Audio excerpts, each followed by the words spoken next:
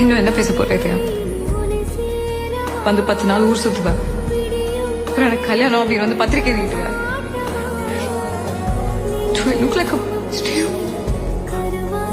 At least கல்யாணம் பண்ண போற பொண்ணு கிடையாது உண்மையா இருக்கியா?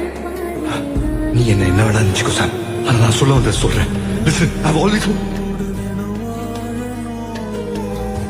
இப்ப கூட பொண்ணை பத்தி மட்டும் யோசிக்கிறதா?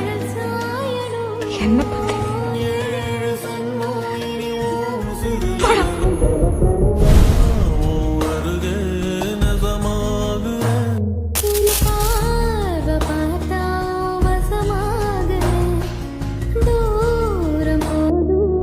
பானிபூரி சாப்பிட திருச்சி வரைக்கும் போவாங்களா? நான் போவேன்.